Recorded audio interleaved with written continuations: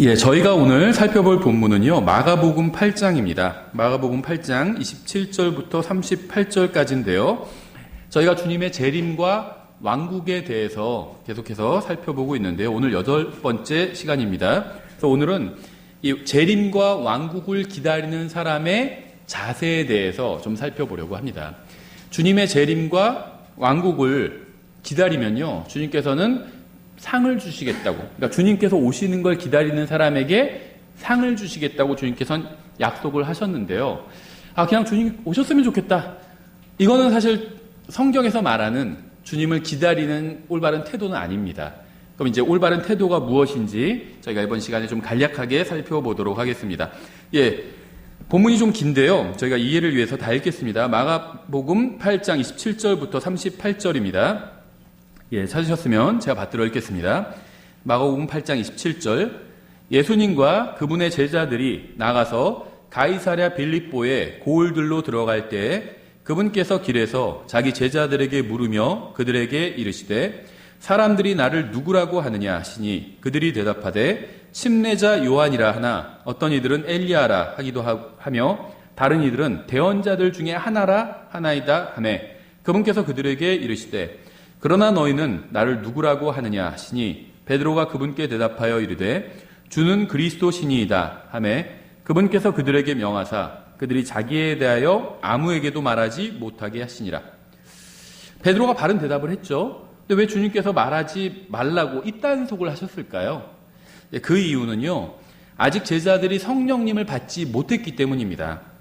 성령님을 받아야 성령님께서 지혜를 주셔서 바르게 이야기를 할 수 있어요. 근데 제자들은요, 예수님을 믿긴 하지만 우리처럼 성령님으로 영이 완전히 거듭난 사람들은 아니에요. 아직은. 그렇죠. 그래서 성령님이 오셔야 우리가 무엇을 말할지 가르쳐 주시잖아요. 그런데 아직 제자들은요, 성령님을 받지 못했기 때문에 무엇을 어떻게 사람들에게 말해야 될지 잘 알지 못하는 상태입니다. 그래서 나중에 제자들이 성령님을 받은 후에는 주님께서 사람들에게 너희가 나의 증인이 되어야 된다. 말하고 다니라는 거죠. 그렇게 오히려 말씀을 하셨습니다. 그래서 우리는 사람들에게 예수님에 대해서 말할 때 우리의 생각이 아닌 성령님께서 가르치는 지혜에 따라 이야기를 해야 돼요. 예, 그래서 아직은 성령님을 받지 못했기 때문에 주님께서 제자들의 입단속을 하신 겁니다. 예, 계속해서 31절. 또 그분께서 사람의 아들이 반드시 많은 일들로 고난을 당하고 장로들과 수제사장들과 서기관들에게 버림받아 죽임을 당하며 사흘 뒤에 다시 일어나야 할 것을 그들에게 가르치기 시작하시되 드러내놓고 그 말씀을 하시니 베드로가 그분을 붙잡고 그분을 꾸짖기 시작하거늘 그분께서 돌이키사 자기 제자들을 바라보시며 베드로를 꾸짖어 이르시되 사탄아 너는 내 뒤로 물러가라. 내가 하나님에게서 난 일들을 좋아하지 아니하고 사람에게서 난 일들을 좋아하는도다 하시니라. 이게 이제 사람의 본성에 속한 거죠. 그분께서 전에 사람들을 자기 제자들과 함께 불러 그들에게 이르시되 누구든지 나를 따라오려거든 자기를 부인하고 자기 십자가를 지고 나를 따를지니라. 누구든지 자기 생명을 구원하려 하는 자는 그것을 잃되 누구든지 나와 복음으로 인해 자기 생명을 잃을 자는 바로 그것을 구원하리라. 사람이 만일 온 세상을 얻고도 자기 혼을 잃으면 그에게 무슨 유익이 있겠느냐. 저는 가게 오픈하시는 분들이 가게에 걸어놓을 만한 구절 탑3 중에 하나에 들어간다고 생각합니다. 사람이 만일 온 세상을 얻고도 자기 혼을 잃으면 그에게 무슨 유익이 있겠느냐. 그렇죠? 사람이 무엇을 주어 자기 혼을 대신하게 하겠느냐. 그러므로 누구든지 이 음란하고 죄 많은 세대에서 나와 내 말들을 부끄러워하면 사람의 아들도 자기 아버지의 영광 중에 거룩한 천사들과 함께 올 때 그를 부끄러워하리라 하시니라. 잠깐 기도하겠습니다. 하나님 아버지, 주님께서 말씀을 통해서 가르치시는 진리를 저희가 바르게 이해할 수 있도록 도와주시기 원합니다. 주님의 진리가 저희의 인생을 완전히 주관하게 해주시기 원합니다. 예수님의 이름으로 기도드렸습니다. 아멘. 예, 주님께서는 이 세상에 다시 돌아오시겠다고 분명하게 여러 차례 말씀하셨죠.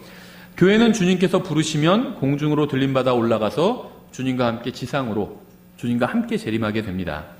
대환란 때 살아남은 자들은요, 주님께서 재림하시는 것을 보게 되겠죠. 그들 중에는 살아서 천년왕국에 들어가는 자들도 있을 것이고요. 지옥에 던져지는 자들도 있을 겁니다.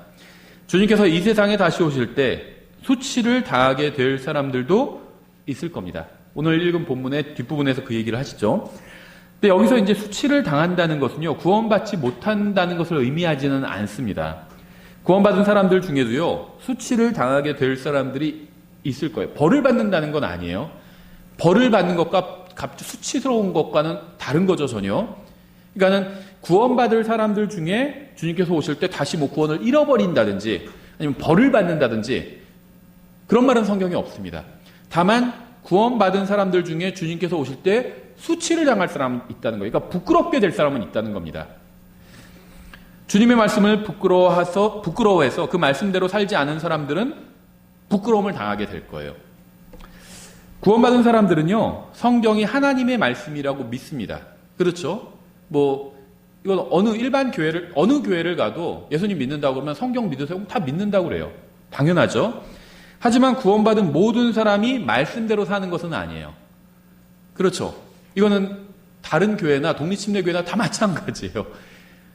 저는요, 독립침례교회와 다른 교회의 차이가, 독립침례교회는 교리를 더 많이 한다. 사실 이거라고 생각합니다. 그러니까 좀 부끄러운 거죠.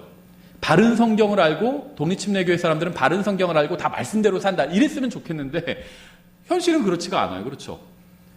말씀대로 살지를 않아요. 독립침례교회도. 일반 다른 교회도 대부분은 말씀대로 살지 않고요. 독립침례교회도 말씀대로 살지를 않아요. 그냥 말씀을 더 많이 알고 있을 뿐이에요. 그렇죠? 이건 정말 안타까운 점이라고 생각을 합니다. 그러니까 말씀이 진리라는 사실은 알지만 어떠한 특정한 이유로 인해서 말씀대로 살지 않는 경우가 허다하다는 겁니다. 일반 다른 교회, 개혁성경 쓰는 교회만 그런 게 아니라 독립침례교회도 그래요. 말씀대로 살지 않는 경우가 참 허다해요. 많은 사람들이, 그러니까 특히 믿는 사람들, 많은 하나님의 자녀들이 말씀대로 살기를 주저하고 있어요. 어떤 특정한 이유 때문에. 그러니까 말씀대로 살아서는 이 세상에서 살아남지 못할 거라고 생각을 합니다. 말씀대로 살아서는 먹고 살기도 힘들어질 수도 있다. 이렇게 생각하기 때문이에요. 이 27절부터 29절까지는요, 이제 베드로가 예수님이 그리스도라는 사실을 고백하는 장면이 나오죠. 이러한 고백은요, 하나님께서 알려주신 계시를 받았기 때문에 가능했던 고백이죠. 그래서 이 본문에는 안 나오지만 비슷한 본문이 다른 복음서에 나오잖아요. 거기서 이제 주는 그리스도시요 살아계신 하나님의 아들이니다. 이렇게 고백을 하죠. 이게 이제 풀 센턴스예요. 근데 여기서는 이제 일부만 기록하고 있을 뿐이죠. 마가복음에선. 그러니까 예수님께서 하나님께서 너에게 알려주신 거다 이렇게 말씀을 하시죠. 다른 복음서에서는. 그래서 이제 오늘 읽은 본문의 앞부분에선 베드로가 바른 신앙 고백을 하는 장면이 나와요. 그리고 이제 31절부터 33절에 보면요, 갑자기 베드로를 예수님께서 꾸짖는 장면이 나옵니다. 왜냐하면 베드로가 하나님의 일이 아니라 사탄의 일을, 세상의 일을 더 좋아하고 생각했다 하시면서 예수님께서 꾸짖는 장면이 나와요. 베드로는 예수님께서 하시는 일을 막으려고 했습니다. 이게 사탄의 일이에요. 다른 게 사탄의 일이 아닙니다. 하나님께서 무엇인가 일을 하시려고 하는데 그걸 막을 수는 없죠. 하나님께서 하시려고 하는 걸 막을 수는 없어요. 그런데 방해하려고 그래요. 반대하고. 그게 사탄의 일이라는 겁니다. 이거는요, 하나님께서 이 세상에 대해서 하시려는 일이 있어요. 그렇죠? 그걸 방해하는 것도 사탄의 일이죠. 크게 보면, 작게 보면요, 하나님께서 내 안에서 하려고 하시는 일도 있어요. 근데 그걸 방해하는 것도 똑같이 사탄의 일이라는 겁니다. 사탄이라는 건 아니에요. 다만 사탄의 일을 하고 있는 거예요. 하나님께서 하시려는 일을 반대하고 막으려고 하는 것. 하나님께서 하시려고 하는데 틀렸습니다, 주님. 그렇게 하시면 안 됩니다. 이렇게 하는 게 사탄의 일이라는 겁니다. 베드로가 바로 그런 일을 하려고 했기 때문에, 사탄의 일을 하려고 했기 때문에 예수님께 책망을 받은 거예요. 주님께서 하시려는 일을 막는 것은 그건 사탄의 일입니다. 우리가 본문에서 보듯이 하나님의 계시를 받아들인 사람인 이 베드로도 사탄의 일을 하려고 했다는 겁니다. 그러니까 나는 하나님의 말씀을 다 믿으니까, 난 신앙 고백을 바르게 하니까 내가 하는 일은 다 옳은 일이다. 이렇게 생각하는 건 큰 착각이라는 거예요. 킹제임 성경 진영에서는요, 그렇게 생각하는 사람들도 있어요. 자기가 하는 신앙 고백이 다 옳으니까, 자기가 하는 일은 다 옳은 일이다. 그리고 자기랑 조금이라도 다른 사람들, 자기를 또 조금이라도 반대하는 사람은 다 마귀의 세력이다. 이렇게 얘기하는 사람도 있습니다. 착각하는 거죠. 바른 신앙 고백을 했던 사람도 베드로였고요. 사탄의 일을 한다고 책망을 받은 사람도 베드로입니다. 같은 본문에서. 성경에 의하면 이렇게 사람은 동시에 하나님을 섬길 수도 있고요. 바른 신앙 고백을 하면서도 또 마귀의 일을 할 수도 있다는 겁니다. 동시에. 그렇죠. 사탄은 예수님을 방해하고자 했습니다. 사탄은 언제나 자신의 일을 대신해줄 종을 구하고 있어요. 본문에서는 시몬 베드로가 선택되었죠. 사탄의 일을 하고 사탄을 섬긴 겁니다. 이 순간에는 사탄을 섬긴 거예요, 베드로가. 우리는 예수님이 누구신지 알고 있습니다. 예수님은 살아계신 하나님의 아들이죠. 또 창조자 하나님이에요, 예수님은. 우리는 예수님이 앞으로 무엇을 하실지도 알고 있습니다. 예수님은 이 세상에 다시 오셔서 세상을 심판하시고 자신의 왕국을 세우실 겁니다. 하지만 이러한 사실을 아는 것과 예수님께서 하시는 일을 방해하지 않고 예수님의 말씀대로 자신의 십자가를 지고 주님을 따르는 것은 완전히 별개의 일이 될 수 있다는 거예요. 예수님이 누군지 또 이 세상에 오셔서 무엇을 하실지 머리로 알고 있는 것과 내가 실제로 예수님께서 시키시는 일을 예수님이 말씀하신 대로 사는 것은 완전히 별개일 수 있다는 겁니다.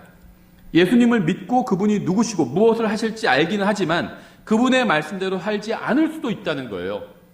제가 좀 예외처럼 말씀드렸지만 오히려 이게 더 많죠. 대부분의 그리스도인들 킹제임스 성경 진영도 대부분 마찬가지예요. 저는 킹제임스 성경 진영에 30년 가까이 있었거든요. 대부분 마찬가지예요. 하나님의 말씀을 아는 것과 말씀대로 사는 것이 완전히 분리되어 있어요. 부끄러움을 당할 겁니다. 예수님께서 오시면요, 킹제임스 성경 진영과 또 밖에 일반 기독교 진영에 구원받은 사람들이 있죠. 구원은 어떤 성경을 믿느냐와는 관련이 없어요. 전도지 하나만 읽고도 구원받을 수 있어요. 이 성경 문제랑 관련해서, 이 성경 문제는 영적 성장과 관련 있는 거예요. 구원과 관련 있는 게 아니라. 근데 많은 사람들이 주님께서 오실 때 수치를 당할 거예요. 킹제임스 성경 진영 안에 있든 밖에 있든 상관없이. 말씀대로 살지 않았다는 이유로 수치를 당할 겁니다. 베드로가 예수님이 그리스도라는 사실을 알았으면서도요, 주님의 십자가 대속을 막으려고 했던 이유는요, 주님의 고난보다는 주님의 왕국의 모든 마음이 다 가 있었기 때문입니다.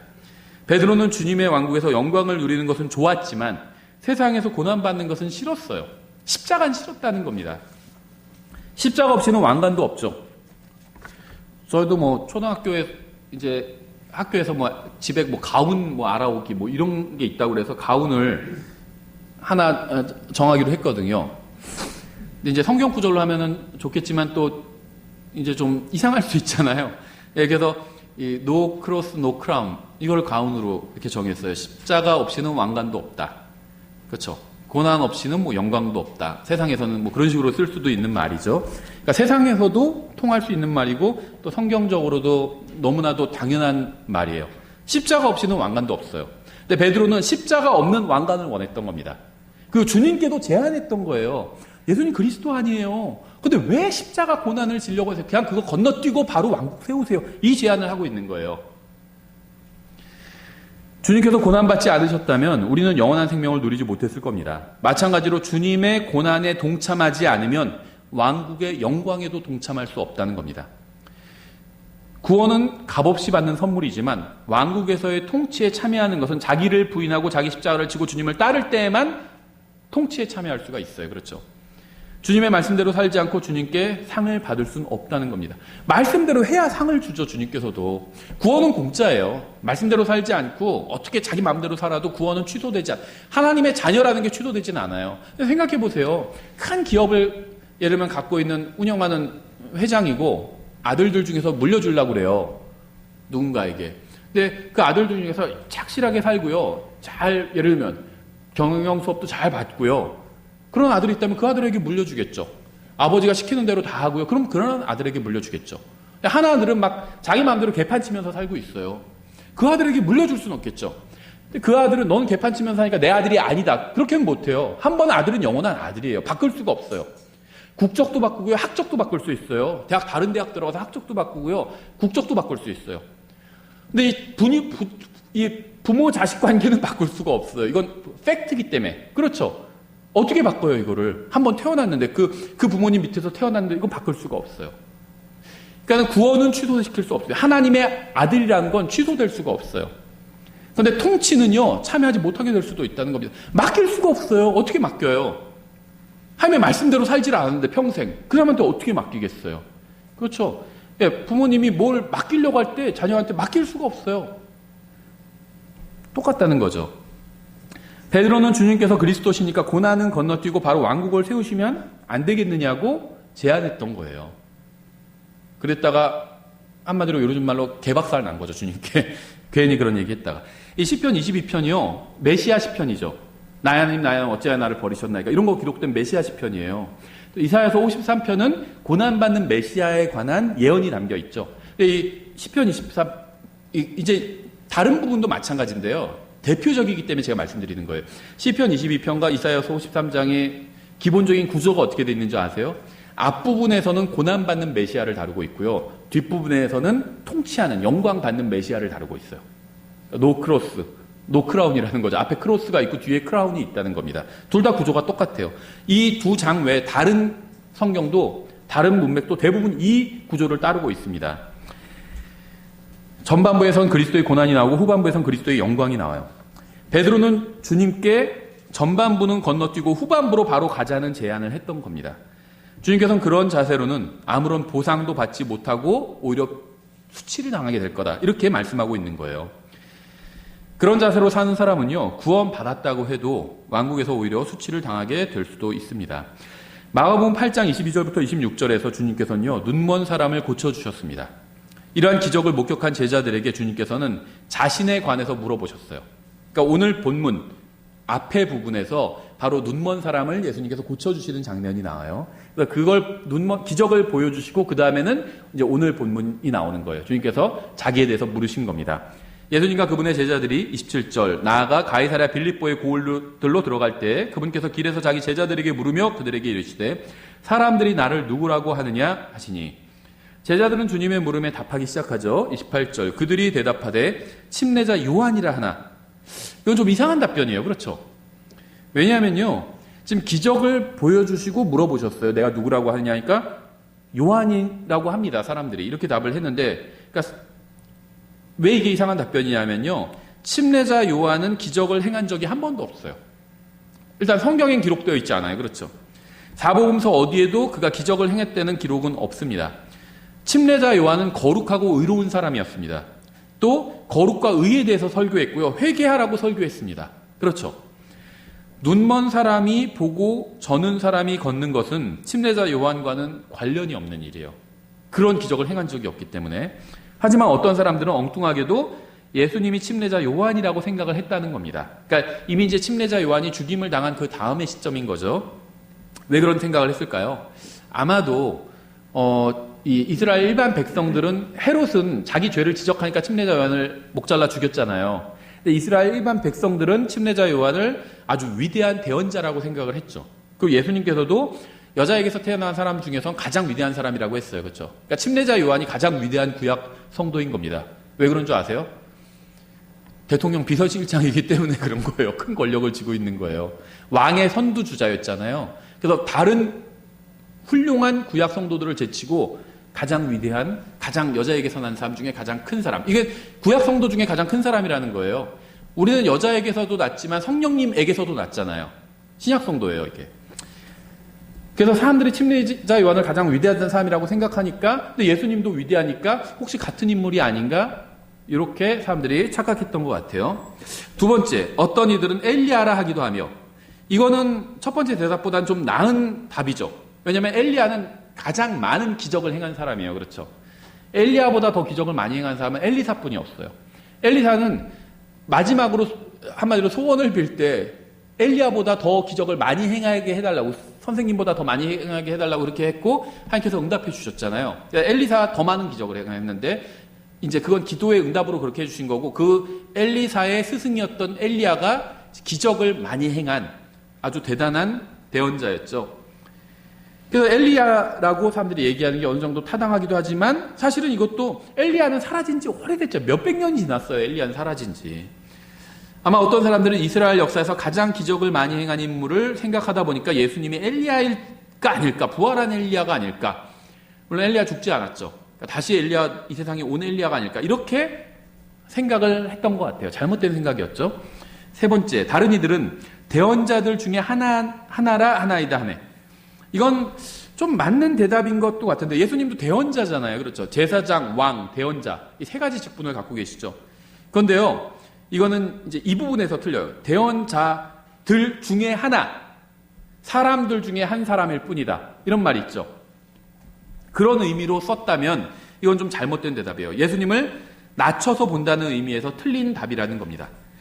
요엘이나 호세아 같은 사람에게 대언자 중에 하나라고 한다면 그건 정당한 평가죠. 지금 이 세상엔 대언자가 없어요. 근데 예를 들면 우리 목사님은 대언자 같은 분이야. 그러면 대단한 칭찬입니다. 그렇죠? 근데 창조자 하나님에게 대언자 중에 하나라고 한다면 그거는 오히려 신성 모독이 될 수 있어요. 저 같은 사람한테, 그냥 평범한 사람한테 당신은 대언자 같은 사람입니다. 그러면 저한테는 되게 굉장한 칭찬이에요. 그렇죠? 근데 창조주 하나님한테 대언자 중에 하나다 이렇게 얘기하면 그거는요, 칭찬이 아니라 오히려 신성 모독이 될 수도 있다는 겁니다. 대언자들은 하나님의 말씀을 선포하는 훌륭한 사람들이긴 하지만 하나님과 비교할 수는 없어요. 그렇죠? 그런 의미에서 이슬람이 예수님을 대언자 중에 하나라고 하는 것은 예수님께 아주 모욕적인 표현이라는 걸 알 수가 있겠죠. 유대교는 예수님을 인정하지 않아요. 근데 이슬람은 예수님을 대언자 중에 하나라고 인정합니다. 많은 대언자 중에 하나고 가장 위대한 대언자는 무하마드다. 이렇게 얘기하는 거죠. 그럼 예수님을 모욕하는 거예요. 29절, 그분께서 그들에게 이르시되 그러나 너희는 나를 누구라고 하느냐 하시니 베드로가 그분께 대답하여 이르되 주는 그리스도시니이다 하매, 다른 복음서에 의하면 베드로는 주님께서 살아계신 하나님의 아들이라는 말까지 한 것을 알 수가 있죠. 예수님은 유대인의 메시아고 또 다니엘이 예언한 이 세상 왕국을 심판하고 멸하신 영원한 통치자입니다. 다니엘은 통치자라고, 프린스라고 표현을 했죠. 통치자. 베드로는 예수님이 바로 그런 분이라는 사실을 믿는다고 고백을 했습니다. 그는 예수님이 바벨론, 페르시아, 메데, 그리스, 로마, 다니엘서에 나온 왕국들이죠. 예언된 이런 왕국들을 멸망시킨 분이고 멸망시키실 분이고 영원한 왕국을 세우실 바로 그분이라고 고백을 한 겁니다. 엄청난 고백이에요. 예수님에 대한 베드로의 고백은 모두 다 사실입니다. 하지만 베드로가 예수님에 대한 모든 것을 알고 있었던 것은 아니죠. 30절, 그분께서 그들에게 명하사 그들이 자기에 대하여 아무에게도 말하지 못하게 하시니라. 왜냐하면 베드로는 예수님에 대해 알고는 있었지만 충분히 알고 있지는 못했기 때문입니다. 이 세상 사람들도 예수님에 대해서 아는 사람들이 있어요. 근데 구원받고 성령님이 들어오셔야 예수님에 대해서 더 충분히 알게 되죠. 그렇죠. 베드로는 예수님의 재림에 관해서 믿었어요. 이 세상 왕국을 멸망시키실 그 다니엘이 예언한 그 통치자다. 재림에 관해서 믿었지만 십자가, 초림에 관해서 믿지 않았습니다. 베드로는 예수님의 재림에는 동참하고 싶었지만 초림에는 동참하고 싶지 않았어요. 재림에 동참한다는 건 통치에 동참한다는 거예요. 우리도 그러고 싶죠. 근데 초림에 동참한다는 건 예수님의 십자가 고난에 동참한다는 겁니다. 그거는 별로 하고 싶지 않죠. 베드로는 예수님의 영광에는 동참하고 싶었지만 고난에는 동참하고 싶지 않았습니다. 이것이 바로 주님께서 제자들에게 아직은 예수님에 대해서 사람들에게 아무 말도 하지 말라고 명하신 이유예요. 영적으로도 우리에게 적용할 수 있겠죠. 나도 예수님과 함께 통치하는 건 하고 싶은데 고난받긴 싫어요. 그럼 예수님의 증인의 자격이 안 된 거예요. 예수님과 함께 기꺼이 고난받고자 하는 마음이 있는 사람이 예수님을 바르게 전할 수 있습니다. 31절, 또 그분께서 사람의 아들이 반드시 많은 일들로 고난을 당하고 장로들과 수제사장들과 서기관들에게 버림받아 죽임을 당하며 사흘 뒤에 다시 일어나야 할 것을 그들에게 가르치기 시작하시되, 이것은 제자들에게는 이 세상의 왕이신 그리스도께서 하실 일과는 관련이 없는 것처럼 보였습니다. 그리스도께서는 세상 왕국들을 심판하시고 멸하시고 자기의 영원한 왕국을 세우시고, 이게 이제 그리스도께서 하실 일인데 세상 사람들에게 버림을 받고 종교 지도자들에게 버림받고 죽임까지 당하고 이런 걸 말씀하시니까 이상하다, 별로 관련 없는 말씀을 하신다 이렇게 생각했겠죠. 주님께서는 이러한 진리를 가르치시기 전에는 제자들은 주님의 말씀을 받아들이기가 어렵진 않았어요. 근데 주님께서 부패한 유대교를 책망하신 것은 이건 너무나도 당연한 일이었죠. 제자들은 주님께서 부패한 종교 지도자들뿐만 아니라 부패한 모든 왕국을 심판하실 것을 기대했습니다. 하지만 주님께서는 그리스도가 고난을 당하실 뿐 아니라 죽임을 당하실 것이라고 가르치셨어요. 이제 제자들은 여기서 이제 혼란이 오기 시작한 겁니다. 만일 왕이 죽임을 당하시면 누가 왕국을 세울 것인지가 문제죠. 그리스도예요. 그리스도는 세상을 통치할 분을, 친구가 그리스도예요. 그런데 그리스도가 죽임을 당하면 누가 세상을 통치해요? 그렇죠. 누가 심판을 하고 누가 왕국을 세우고 왕이 죽임을 당하면 누가 부패한 종교와 부패한 국가들을 심판할 것인지 문제가 되잖아요. 왕이 죽임을 당하시면 영원한 왕국은 어떻게 될 것인지 이해가 되지 않은 겁니다. 그러니까 제자들은 주님께서 부활하신 날 아침에도 이러한 사실을 이해하지 못했죠. 제자들의 무지와 불신을 비난하기 전에 먼저 한 가지 우리가 좀 생각을 해봐야 됩니다. 모든 사람은 죽어요. 죽지 않은 사람은 없습니다. 주님께서는 자신이 부활할 것임을 말씀하셨습니다. 그렇죠? 죽음은 인간이 극복할 수 없는 운명이에요. 죄를 아담이 짓고 나서는요, 죽음이 세상에 들어왔어요. 한 사람으로 말미암아 죽음이 들어왔죠. 이게 모든 인간의 운명이 되었다는 겁니다. 극복할 수 없는 운명이에요. 그렇죠? 현대의학도 죽음은 극복 못하고요. 앞으로 미래의학도요, 죽음은 극복 못해요. 그냥 좀 더 길고 가늘게 살아있게 만드는 거죠. 하지만 주님은 죽음을 이기시고 부활하셨습니다. 이러한 사실은 엄청난 희망이 아닐 수 없죠. 주님께서 이러한 사실을 말씀하실 때마다 제자들은 이해하지도 못했고 받아들이지도 못했습니다. 그들은 이러한 사실을 감히 믿을 엄두조차 내지 못했어요. 무슨 말인지를 사실 몰랐어요. 제자들의 머리에는요, 죽음이나 부활 같은 것이 아예 없었습니다. 그들은 오직 왕국과 궁전과 땅과 완전한 건강, 이런 것들, 주님의 재림 후에나 이루어질 것에 대해서만 생각하고 있었습니다. 그런 제자들에게 주님은 죽음에서 다시 일어나실 것임을 선포하셨어요. 하지만 제자들은 여전히 그런 것에 관심도 없었고 이해도 못했습니다. 오늘날 예수님을 믿는다고 하는 사람들도 크게 다르지 않은 것 같아요. 이 제자들과. 이 세상에서 건강하고 부유하고 행복하게 사는 것에는 관심이 많지만 주님을 위해서 고난을 받고 주님의 고난에 동참하는 데에는 별로 관심이 없어요. 대부분의 기독교인들은요, 자신의 시간과 노력과 재물을 희생해서 하나님의 진리와 예수님의 복음을 세상에 선포하는 일에는 별로 관심이 없고요. 뭐 야베스의 기도 같은 거, 이게 뭐죠? 이 세상에서 잘 먹고 잘 살게 해달라는 거예요. 야베스의 기도 같은 게. 이런 거나 하면서 오로지 이 세상에서 건강하고 물질적으로 풍요롭게 사는 데에만 관심을 갖고 있습니다. 야베스의 기도가 잘못됐다는 게 아니에요. 그거는 그 야베스가 했을 땐 바른 거죠. 왜 남의 기도를 해요? 자꾸 자기 기도를 해야지. 나를 향한 하나님의 뜻이 무엇인지 알고 기도해야죠. 남의 기도 그냥 따라하는 건요, 의미가 없어요. 생각해보세요. 이스라엘 백성들이 그 원수를 멸해달라고 기도한 걸 우리도 그렇게 기도해야 되나요? 그건 아니죠. 모든 이슬람 사람들 다 죽여주십시오. 그건 바른 기도가 아니죠. 그 사람들이 구원받게 해주십시오. 이렇게 기도해야죠. 왜 그 사람들을 죽이라고 기도해요? 이슬람만 사악한 거예요? 구원받지 않은 모든 사람이 다 사악해요. 하나님 앞에서는 다 죄인이에요. 그럼 모든 죄인들을 싹 다 죽여주십시오. 이렇게 기도해야 그게 바른 기도일까요? 모든 죄인은 다 하나님의 원수죠. 로마서 5장에 나오잖아요. 우리가 아직 연약했을 때, 죄인이었을 때, 원수였을 때 그렇게 말하잖아요. 구원받지 않은 모든 사람은요, 연약하고 힘이 없고 죄인이고 하나님의 원수예요. 모든 하나님의 원수를 다 죽여주십시오. 이게 바른 기도인가요? 아니죠. 구원받게 해주십시오. 이렇게 기도해야 되죠. 모든 하나님의 원수를 다 죽여야 된다면 저도 진직의 죽임을 당해야 됐어요. 구원받은 사람의 그리스도인의 기도는 달라야 된다는 겁니다. 구약에 있는 기도를 우리가 많이 참고할 수는 있지만 교리적으로 바로 적용해서 우리가 그런 기도를 할 수는 없다는 거예요. 대부분의 그리스도인들의 기도가요, 근데 한마디로 요약하면 이래요. 이 세상에서 잘 먹고 잘 살게 해달라는 겁니다.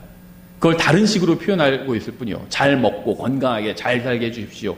이게 대부분의 90%의 그리스도인들의 기도 내용이에요. 왕관은 받고 싶지만 십자가는 지고 싶지 않다는 겁니다. 주님, 제가 주님을 위해서 무엇을 할까요? 주님의 왕국을 위해서 제가 할 수 있는 일이 뭘까요? 이런 기도 별로 안 한다는 겁니다. 주님께서 주시는 영광에는 참여하고 싶지만 주님을 위해서는 어떤 고난이나 손해도 감수하기 싫다는 겁니다. 제자들은 중요한 사실을 모르고 있었어요. 안타깝게도 오늘날의 대부분의 그리스도인들도 여전히 중요한 사실을 모르고 있습니다. 제자들은 아직 예수님께서 십자가에서 고난을 받으시고 죽으셨다가 부활하신 것을 알지 못했죠. 그렇죠. 아직 그러한 일이 일어나지 않았기 때문이에요. 그렇죠. 그러한 일이 일어나기 전이었고요. 제자들은 그런 걸 꿈에도 생각을 못했습니다. 하지만 우리는 주님의 십자가 대속도 알고 부활과 승천도 알고 있어요. 이미 그런 일이 다 일어났고 그다음에 성경에 다 기록되었고 우리는 충분히 들어서 알고 있습니다. 그걸 다. 그렇죠. 제자들은 신약 성경을 가지고 있지 않았지만 우리는 신약 성경을 가지고 있습니다. 따라서 제자들이 십자가 없이 왕관을 받으려고 했다고 책망을 받아야 한다면 신약 성경을 가지고 있고 앞으로 무슨 일이 일어날지 알고 있으면서도 우리가 주님의 고난에 동참하지 않는다면 더 큰 책망을 받아야 되겠죠. 32절 드러내놓고 그 말씀을 하시니 베드로가 그분을 붙잡고 그분을 꾸짖기 시작하거늘. 황당한 일이 벌어지고 있죠. 주님께서는요 베드로를 꾸짖으시는데 베드로도 주님을 꾸짖고 있어요. 아버지가 자녀가 잘못해서 꾸짖는데 자녀가 일어나더니 아빠가 틀렸어요 하면서 막 아버지를 꾸짖고 있는 거나 똑같은 거예요. 그렇죠? 한번 대화를 제가 재구성해 볼게요. 이런 식이에요. 베드로야, 너는 나를 누구라고 생각하느냐? 주님은 그리스도십니다. 그래, 잘 말했다. 근데 내가 이제 무엇을 할 것이라고 생각하느냐? 주님께서는 그리스도시니까 이제 왕국을 세우실 겁니다. 틀렸다. 아니다. 나는 십자가에 달려 죽을 것이다. 이렇게 얘기하신 거예요. 그러니까 베드로가 아니에요. 주님이 틀렸어요. 이렇게 얘기하는 겁니다. 주님은 십자가에 달리지 말고 바로 왕국을 세우셔야 됩니다. 왜 십자가에 달려요? 쓸데없이. 주님이 틀렸어요. 지금 이 얘기를 하고 있는 거예요. 예수님이 틀렸다고 지적하는 겁니다. 베드로는 예수님이 살아계신 하나님의 아들이요 그리스도라고 고백했지만, 바르게 고백했지만 주님께서 자신의 의견에 동조하지 않으셨기 때문에 주님의 말씀이 틀렸다고 주님을 책망하고 있는 거예요. 내가 생각하는 게 옳은데 그리스도가 왕이면 왕국을 세워야지 무슨 고난을 받아요. 주님이 틀렸어요. 이렇게 책망하고 있는 거예요. 우리는 이런 본문을 읽으면 베드로가 참 어리석다고 생각합니다. 베드로가 이게 돌았나 한마디로. 왜 주님을 책망해? 자기가 뭔데? 그렇게 생각하죠. 이거 읽으면서 지금 와 베드로 참 잘했다. 이 주님이 틀린 거야 본문에서. 이렇게 생각하는 사람은 없어요. 베드로가 미쳤네. 왜 주님을 책망하고 있어? 당연히 십자가에 달려서 우리 죄값을 갚아주셔야지 우리가 구원을 받지. 아무것도 모르니까 지금 이런 헛소리를 하고 있지. 우린 그렇게 생각해요. 베드로에 대해서. 그렇죠. 그런데요. 어리석은 사람이 베드로뿐일까요? 예수님을 믿는다고 하면서도 그분의 말씀에 동의하지 않는 사람들이 많아요. 베드로가 지금 그러고 있는 거예요.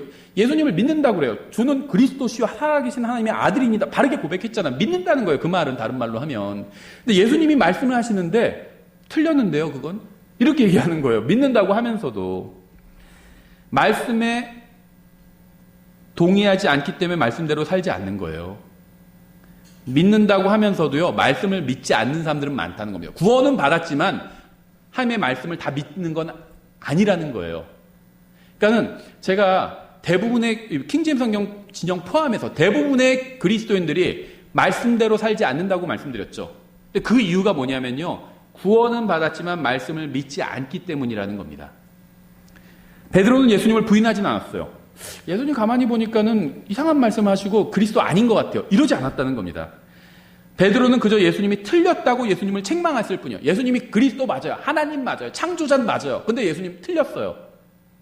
하나님 맞아요. 하나님 창조하신 분 맞아요. 근데요, 하나님이 지금 이런 부분에 대해서, 내 직장 생활에 대해서, 내 결혼에 대해서 하시는, 내 재물 사용에 대해서, 내 시간 사용에 대해서, 내 교회 출석에 대해서 하시는 말씀은 틀렸어요. 이렇게 얘기하고 있는 거예요. 그렇게 얘기하는 사람들 많아요. 하나님 믿는다고 그래요. 하지만 하나님이 이 부분에 대해서 하시는 말씀은 틀렸어요. 이렇게 얘기하는 사람들 많다는 겁니다. 우리도 그럴 때가 많아요. 예수님을 부인하진 않아요. 예수님이 유일한 구원자고 창조자고 심판자라는 사실도 인정합니다. 하지만 내가 매일 먹고 사는 문제에 있어서는요, 예수님이 틀렸다고 책망해요. 예수님이 무슨 그 구원에 대해서나 잘 아시지 먹고 사는 문제 뭘 그렇게 아세요? 예수님 틀렸어. 이렇게 얘기하는 거예요. 구원에 있어서는 예수님이 맞다고 인정하지만 이 세상을 사는 방식에 있어서는 예수님이 아닌 우리 자신의 생각이 맞다고 주장하는 겁니다. 그러면서 예수님 책망하는 거예요. 예수님 틀렸어요. 얘기하는 겁니다. 33절 그분께서 돌이키사 자기 제자들을 바라보시며 베드로를 꾸짖어 이르시되 사탄아 너는 내 뒤로 물러가라. 왜 베드로를 사탄이라고 불렀는지는 저희가 마태복음 공부할 때 설명을 드릴게요.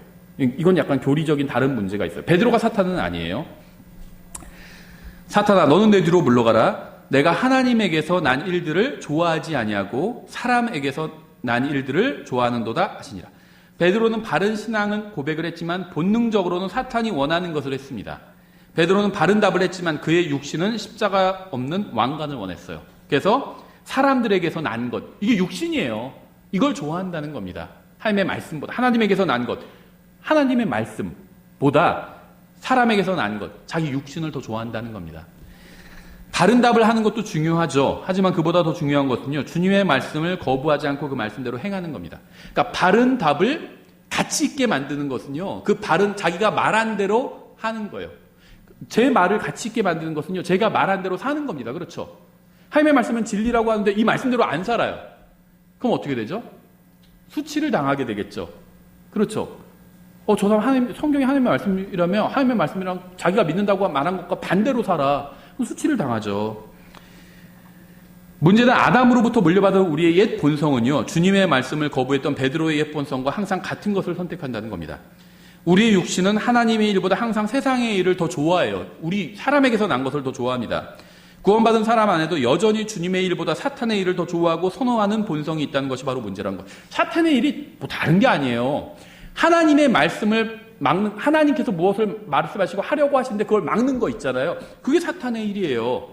고난이 있고 그 뒤에 영광이 있는 게 하나님의 방식인데 그거를 바꾸려고 해요. 그냥 고난은 빼요. 그냥 영광만 해요. 이게 사탄의 일이에요. 본문을 보면 그렇잖아요. 34절. 그분께서 전에 사람들을 자기 제자들과 함께 불러 그들에게 이르시되 누구든지 나를 따라오려거든 자기를 부인하고 자기 십자가를 지고 나를 따를지니라.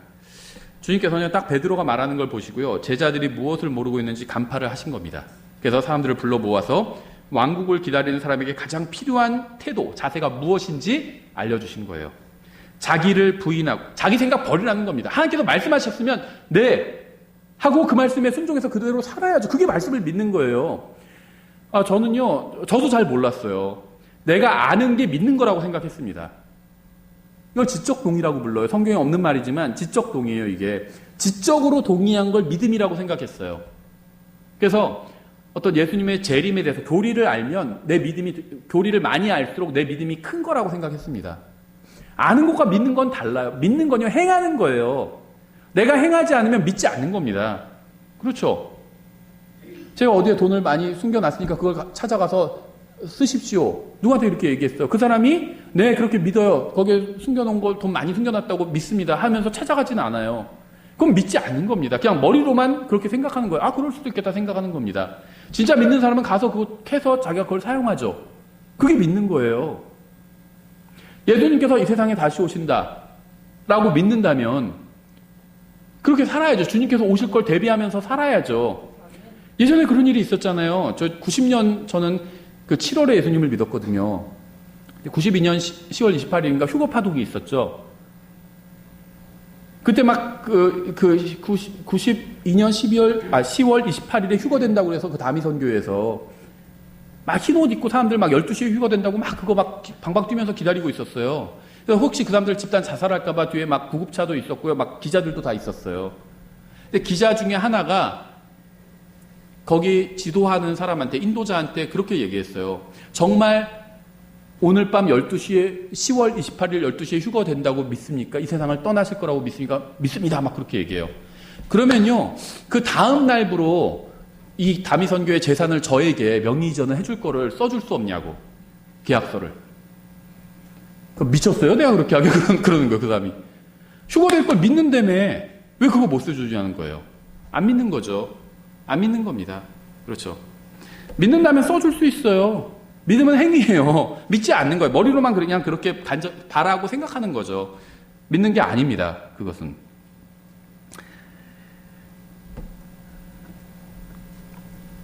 자기를 부인하고 자기의 십자가를 지고 주님을 따르는 것이야말로 우리의 육신이 가장 싫어하는 겁니다.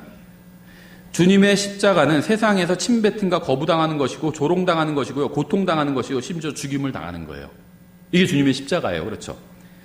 우리 십자가도 마찬가지예요. 십자가는 긍정적인 게 아니에요. 처형 도구잖아요. 자기 육신을 처형하는 도구예요. 우리의 육신은 이런 것을 원하지 않고 이런 것이 주님을 따르는 것이라면 우리는 주님을 따르고 싶어 하지도 않습니다. 많은 사람들이 이 세상에서 건강하게 잘 먹고 잘 살게 되기를 바라고 예수님을 믿습니다. 하나님을 믿으면 이 세상에서의 문제가 해결될 것이라고 생각을 합니다. 하지만 주님께서는 단 한 번도 이 세상에서의 번영을 약속하신 적이 없어요. 주님께서 오시기 전에 이 세상에서 예수님 믿으면 아주 잘 먹고 잘 살게 되고 사업도 다 잘 되고 이렇게 약속하신 적이 없다는 겁니다. 오히려 그 반대예요. 자기를 부인한다는 것은요, 자기의 생각과 느낌과 감정과 의견을 무시하고 하나님의 말씀대로 행한다는 것을 의미합니다. 하나님을 믿는다는 것은요, 하나님의 말씀을 믿는 거고요. 하나님의 말씀을 믿는다는 것은 내 생각과 성경이 서로 다를 때 내 생각을 버리고 성경대로 한다는 것을 의미합니다. 그게 성경을 믿는 거예요. 성경을 믿는다고 하지만 내 생각과 성경이 다를 때 내 생각대로 하면 그건 자기 생각을 믿는 거죠. 베드로는 예수님을 그리스도라고 믿었지만 십자가에 대해서는 예수님과 의견이 달랐습니다. 우리도 베드로처럼 할 때가 있어요. 주님께서 성경을 통해서 우리가 어떻게 해야 하는지 말씀하시지만 우리는 그 말씀을 무시하고 우리 생각대로 하려고 합니다. 35절. 누구든지 자기 생명을 구원하려 하는 자는 그것을 잃되 누구든지 나와 복음으로 인해 자기 생명을 잃을 자는 바로 그것을 구원하리라. 사람이 만일 온 세상을 얻고도 자기 혼을 잃으면 그에게 무슨 유익이 있겠느냐? 사람이 무엇을 주어 자기 혼을 대신하게 하겠느냐? 이 말씀은 복음을 전할 때 인용할 수 있는 좋은 말씀이죠. 사람이 이 세상에서 원하는 것을 다 이룬다 해도 죽어서 지옥에 가면 아무 소용이 없어요. 그렇죠? 이 말씀을 인용하면서 복음을 전하는 것은 잘못이 아닙니다. 저도 이 말씀 많이 인용해요. 복음 전할 때. 하지만 이 말씀의 문맥은 구원이 아니라 주님을 따르는 것에 관한 문맥임을 우리가 잊지 말아야 되죠. 예수님을 자신의 유일한 구원자로 받아들이면 영원한 생명을 받게 됩니다. 주님께서 늦게 오신다면 우리는 언젠가 죽게 될 거예요. 그렇죠? 문제는 구원받은 사람으로서 우리가 이 세상에서 어떻게 살아야 하는가, 이게 문제예요. 베드로는 자신이 어떻게 살고 싶다는 생각을 갖고 있었습니다. 그런데 주님도 베드로가 어떻게 살았으면 좋겠다고 생각을 갖고 계세요. 구원받아 하나님의 자녀가 됐잖아요. 자녀를 낳아보시는 분들은 아실 거예요. 부모가 기대가 있어요. 우리 자녀가 어떻게 됐으면 좋겠다. 그렇죠? 저도 그런 기대가 있어요. 저희 아이들을 볼 때 일단 예수님을 사랑하는 사람이 됐으면 좋겠다, 이런 게 있고요. 또 이제 일반적인 거로는 행복한 사람이 됐으면 좋겠다. 또 자기가 먹을 거 자기가 벌어서 먹을 수 있는 그런 사람이 됐으면 좋겠다, 그런 생각을 하거든요. 부모가 자녀에게 대해서 갖는 기대가 있어요. 그렇죠? 근데 또 자녀도 자기가 어떤 사람이 되고 싶다는 생각이 있을 겁니다. 마찬가지라는 거예요. 구원받았잖아요. 하나님의 자녀가 됐어요. 나는 내 인생에 대한 계획이 있죠. 하나님도 내 인생에 대한 계획이 있다는 겁니다. 이 문제는 이 둘이 서로 상충할 때가 있다는 거죠. 베드로는 주님을 따르기는 하겠지만 자신의 생각을 버리고 싶지는 않았습니다. 주님이 하나님이란 거 알아요. 그리스도란 거 압니다. 주님을 따르고는 싶어요. 그렇다고 해서 내 생각을 다 버리고 싶은 생각 없다는 겁니다. 베드로는 자신의 인생이 자신의 생각대로 잘 풀릴 수 있도록 주님께서 조금만 도와주시기를 원했던 거예요. 많은 그리스도인들이 이런 식의 인생 계획을 갖고 있습니다. 제가 어떤 사업을 시작하고 어떤 직업을 가질 거고 어떤 사람과 결혼할 건지 다 계획을 세워놨으니까 주님께서는 제 계획이 성공하도록 도와주셔야 됩니다. 주님께서 저를 구원해 주신 것은 고맙긴 하지만 그렇다고 해서 제 인생 전부를 주님께 내어드릴 수는 없습니다. 그냥 제가 도와주세요 할 때마다 그냥 도와주세요. 그 다음에는 빠져주세요. 이렇게 생각한다는 거예요. 예수님은 우리가 자기를 부인하고 날마다 십자가를 지고 주님을 따라야 한다고 말씀하셨어요. 우리는 예수님과 함께 십자가에 못 박혀야 합니다. 그렇다면 십자가에 못 박힌다는 것이나 십자가를 지고 주님을 따른다는 것은 무엇을 의미할까요? 복잡하게 설명할 수도 있고 제가 여러 가지로 설명을 했어요. 그동안 교회에서. 그런데 더 간단하게 말씀을 드릴게요. 자기 생각을 버리고 주님의 말씀대로 행하는 거예요. 이게 십자가에 못 박혀 있는 겁니다. 주님과 함께. 또 십자가를 지고 주님을 따르는 거예요. 이게. 내 생각을 싹 버리고 주님의 말씀대로 하는 겁니다. 우리가 주님께서 오시기 전에 우리의 인생과 시간과 재물과 은사를 바쳐서 혼들을 구원하는 데 사용하면 주님께서 오실 때 우리는 온 세상을 얻게 될 겁니다. 내가 가지고 있는 거 있잖아요. 시간, 재물, 또 내 능력, 은사, 내가 잘할 수 있는 거 있잖아요. 내 인생, 내가 갖고 있는 거죠. 이걸 바쳐서 주님을 섬기면요, 주님께서 오실 때 온 세상을 얻게 된다는 거예요. 주님께서 온 세상을 통치하실 때 거기에 동참하게 된다는 겁니다. 베드로가 놓친 게 무엇일까요? 만일 베드로가 고백했던 것처럼 예수님께서 그리스도시요 살아계신 하나님의 아들이시고 천년왕국의 왕이시라면 십자가 위에서 죽으시는 것이 사실 그리 큰 문제가 아니라는 겁니다. 주님께서는 부활하실 것이라고 말씀하셨어요. 주님은 죽어도 다시 살아나실 수가 있습니다. 정말 주님께서 그리스도시요 살아계신 하나님의 아들이라면 죽어도 상관없어요. 근데 베드로 지금 왜 죽으려고 하세요? 아깝게 그냥 차라리 그냥 왕국 세워서 통치하시지, 이렇게 얘기했잖아요. 근데 베드로가 정말 믿는다고 고백했던 것처럼 주님께서 하나님의 아들이라면 죽어도 상관없어요. 다시 살아나실 수가 있습니다. 그게 아무것도 아니에요. 그렇죠? 주님께서 그리스도라고 정말로 믿고 주님이 정말 그리스도라면 아무것도 문제가 될 게 없습니다. 그렇죠? 생각해 보세요.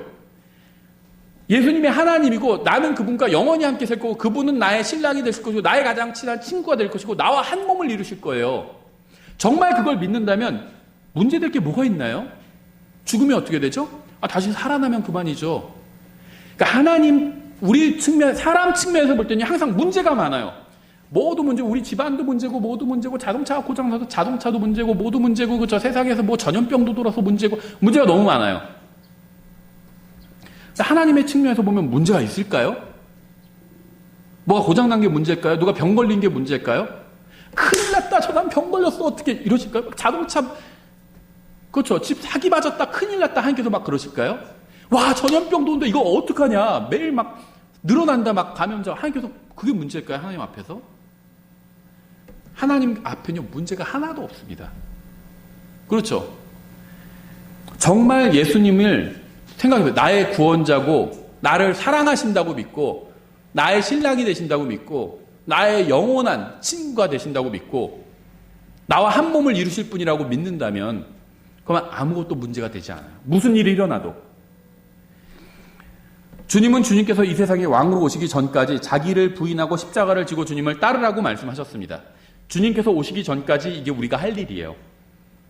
뭐가 좀 그랬더니 막 손해가 많이 나요. 그것도 큰 문제가 아니라는 겁니다. 그렇죠. 사탄은 이 말씀에 동의하지 않았고요. 베드로도 이 말씀에 동의하지 않아서 주님께 책망을 받았습니다.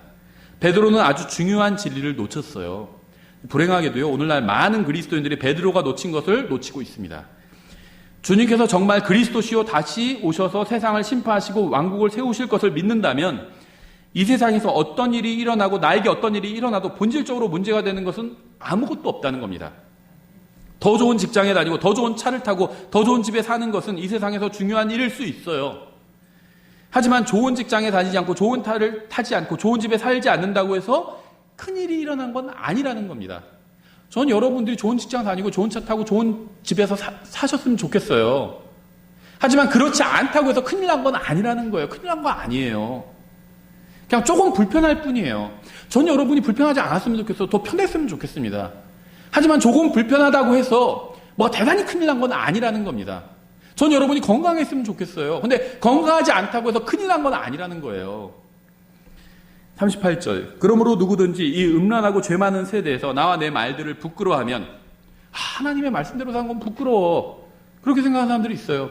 사람의 아들도 자기 아버지의 영광 중에 거룩한 천사들과 함께 올 때 그를 부끄러워하리라 하시니라. 이 말씀은 구원을 잃어버릴 수 있다는 의미가 아닙니다.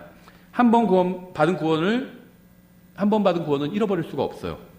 다만 주님의 말씀을 부끄러워하고 말씀대로 사는 것을 부끄러워했다면 주님께서 다시 오실 때 상급에 관해서는 부끄럽게 된다는 겁니다. 얼마나 부끄럽겠어요. 나보다 재산도 별로 없고 건강하지도 않고 능력도 별로 없고 지능도 더 떨어지고 구원도 나보다 훨씬 더 나중에 받은 사람이 주님을 위해서 열심히 살아서 상급을 많이 받는데 나 하나도 받을 게 없어요. 그럼 부끄러워지는 거죠. 그 얘기를 하고 있는 겁니다. 이건 구원을 잃어버린다는 얘기가 아니라. 마귀는 사람이 무엇을 하든 예수님을 믿고 구원받지만 않으면 괜찮다고 할 겁니다. 구원받지 않은 사람들에 대해서 마귀는 그런 태도를 갖고 있어요. 뭘 해도 좋아 네가. 하지만 구원은 받으면 안 돼. 예수님을 믿으면 안 돼. 이렇게 얘기해요. 근데 구원받은 사람에게는요, 태도가 달라져요. 좋아, 너 성경 읽는 것도 괜찮아. 교회 열심히 가는 것도 괜찮아. 헌금 많이 하는 것도 괜찮아. 성경 공부 열심히 하는 것도 괜찮아. 교리를 많이 하는 것도 괜찮아. 하지만 말씀대로만 살지 않으면 돼. 마귀는 그럴 거예요. 마귀가 언제 여러분 막는지 아세요? 여러분 구원받았다면 마귀가 언제 막는지 아세요? 말씀대로 살려고 할 때예요. 그때 능력이 드러나거든요. 그걸 극도로 성경 공부 좀 하는 거, 교리 좀 아는 거, 그거 무서워하지 않아. 자기가 교리 좀 안다고 마귀가 자기 무서워한다고 생각하는 사람이 있어요. 자기가 막 중요 인물이 되고 마귀가 자기를 타겟으로 삼고 이렇게 생각하는 사람인데 천만의 말씀이에요. 그런 거 무서워하지 않아요, 마귀는. 성경 교리 아는 게 뭐가 무서워요. 하나님의 말씀대로 사는 걸 그걸 무서워하고 싫어해요. 출애굽기도 나오잖아요. 우리 이제 출애굽기 공부할 건데요. 출애굽기도 나와요. 그렇죠. 다 양보하잖아요. 뭐는 되고 뭐 되고 파라오가 나중에 그래 가려면 다 가라. 근데 뭐는 안 되고 단서를 달잖아요. 마귀도 그렇다는 겁니다. 그래 성경 읽는 거 좋아. 전도하는 거 다 좋아. 다 좋아. 성경 공부하는 것도 좋아. 교회 열심히 나가는 것도 좋아. 그런데 말씀대로 살지는 마. 이런 거예요, 마귀는. 마귀는 혼자 성경을 읽고 조용히 신앙생활하는 것은 좋지만 말씀대로 살면 세상에서 창피를 당할 것이라는 생각을 우리 마음속에 넣어줍니다. 사실은 그 반대예요. 말씀대로 살면요, 세상에서 잠깐 창피당할 수 있지만 말씀대로 살지 않으면 예수님께서 오셨을 때 창피를 당하게 돼요. 우리 성경을 가지고 있습니다. 성경을 가지고 있다는 것은 하나님께서 우리에게 무슨 말씀을 하셨는지 언제든지 원하기만 하면 알 수 있다는 것을 의미합니다. 우리는 성경을 통해서 하나님께서 자신에게 어떤 말씀을 하시는지 알 수 있어요. 그리고 그 말씀대로 행할 수도 있고 베드로처럼 말씀을 무시하고 자신의 생각과 의견을 내세울 수도 있습니다. 말씀을 아는 것과 믿는 건 완전히 달라요. 말씀대로 행하지 않는다면 말씀을 믿는 것이 아닙니다. 그건 그냥 말씀을 아는 것뿐이에요. 그건. 예수님께서 분명히 다시 오실 겁니다. 주님께서 다시 오실 때까지 우리가 어떻게 살아야 하는지 성경을 통해서 분명한 지침을 주셨어요. 우리는 이 말씀대로 주님께서 오실 때까지 하루하루 살 수도 있고 우리 생각대로 살 수도 있습니다.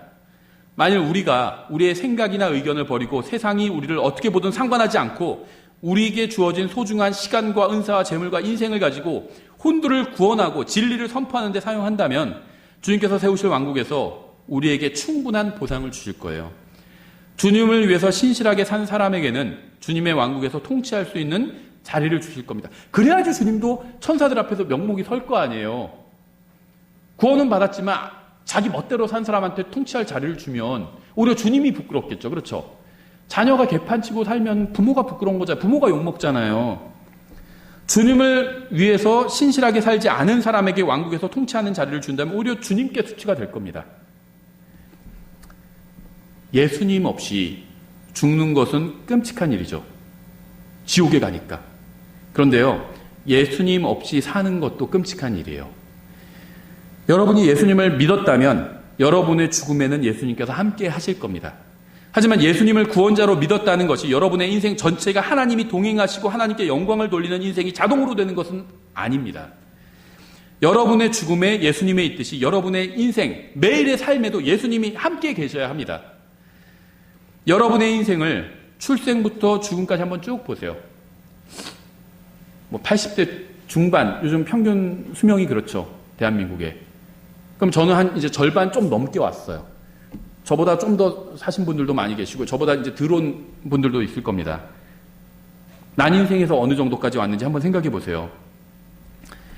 그리고 여러분의 인생 중에 혹은 인생이 끝나고 주님의 왕국이 서는 것도 생각해 보십시오. 주님께서 재림하셔서 왕국을 세우시는 것도 한번 생각해 보세요. 여러분이 진지하게 여러분의 인생과 주님의 왕국을 생각한다면 무엇이 중요한 것이고 무엇이 중요하지 않은 것인지 어렵지 않게 구분할 수 있을 겁니다. 여러분의 인생이 주님께서 다시 오실 때 수치가 아닌 주님의 영광을 드러내는 인생이 되기를 바랍니다. 기도하겠습니다. 하나님 아버지, 저에게 성경을 주셔서 감사드립니다. 저희가 저희의 생각을 버리고 주님의 말씀을 따라 살 수 있도록 도와주시기 원합니다. 저희가 주님께서 원하시는 인생을 살 수 있도록 도와주시기 원합니다. 저희 안에서 일하시고 저희의 행위와 인생을 통해 영광을 받으시기 원합니다. 예수님의 이름으로 기도드렸습니다. 아멘.